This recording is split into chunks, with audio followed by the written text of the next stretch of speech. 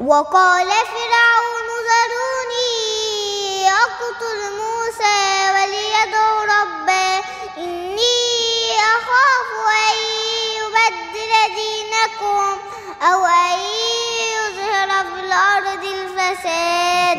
وقال موسى إني عصت بربي وربكم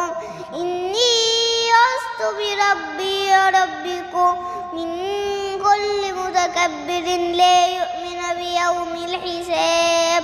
وقال رجل مؤمن من آل فرعون يكتم إيمانه أتقتلون رجلا